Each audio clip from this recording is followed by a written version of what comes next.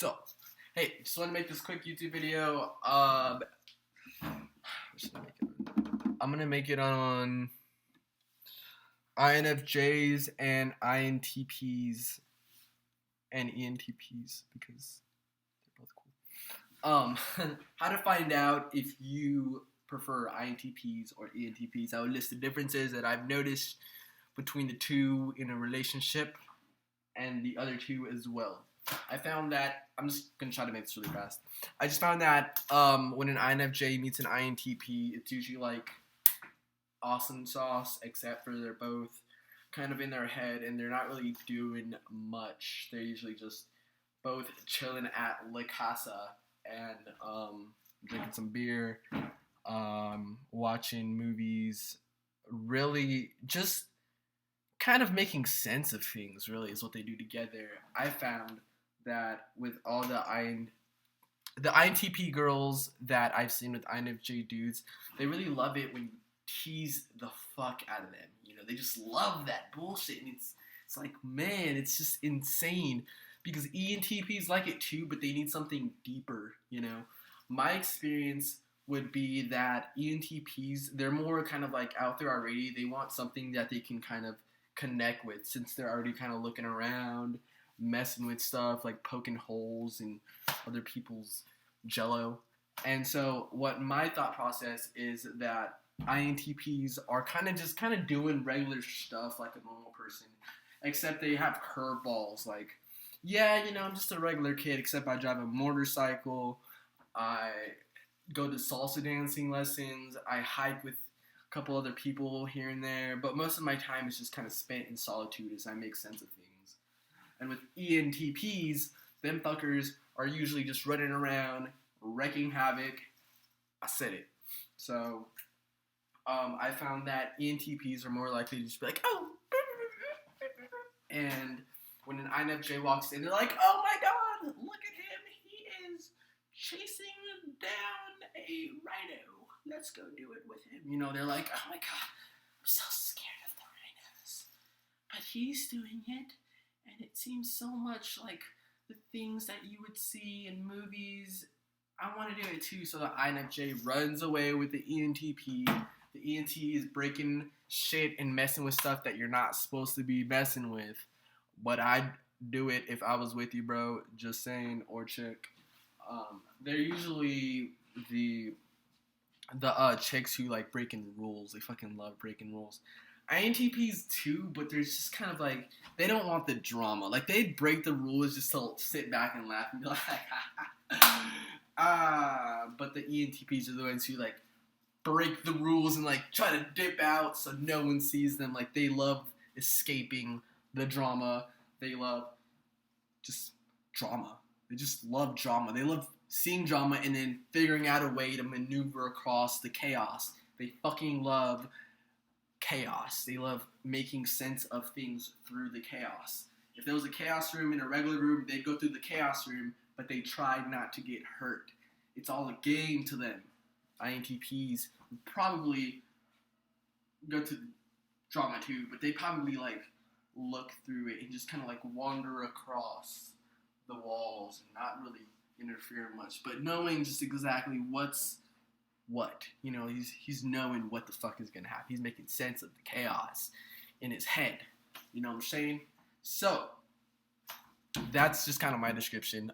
If you want to have a party life, go after that ENTP chick because she's the one that's going out with all her friends and people she's just barely met and going to the bar or just walking around the park and feeding the ducks with some cocaine infested bread. Like, that's what the chick is doing, you know what I'm saying?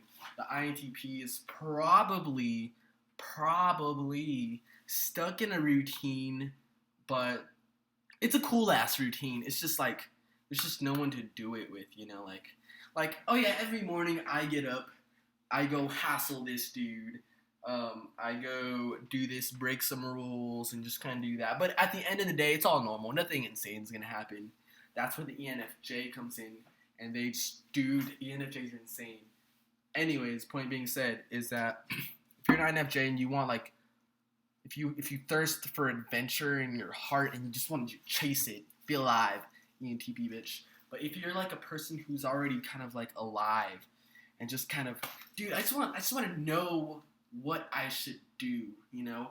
My life is fucking awesome as hell, but what can I do to make it better? If that's you, the second person, then you want to get with an INTP because your life has enough drama as it is, and ENFJs are drama mamas. So, that's the difference between INTPs and ENTPs. It's really more of a, just so you know how to,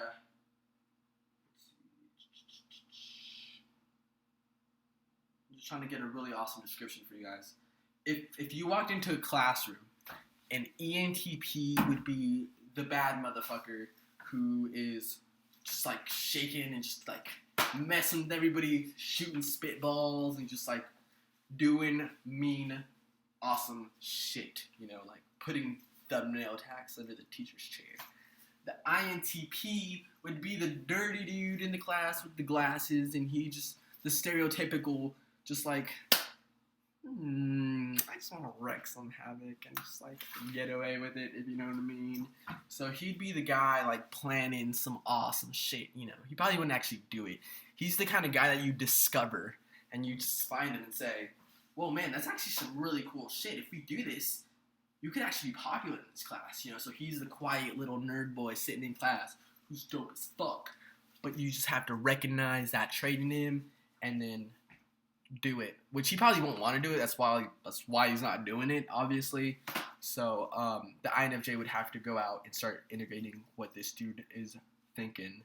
And with the ENTP, it's more of being a sidekick. You know, they're living the fucking life. You know, all they want is someone who will stick with them and do it with them. You know, that's really it.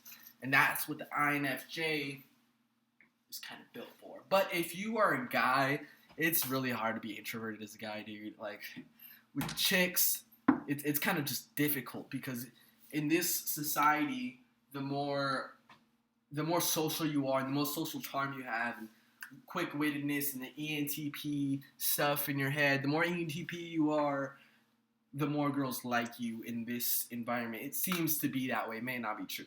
But what I'm saying is that if you are an INFJ and you want to go out and just have a dope-ass life, you can be an ENFJ and those fuckers are legit.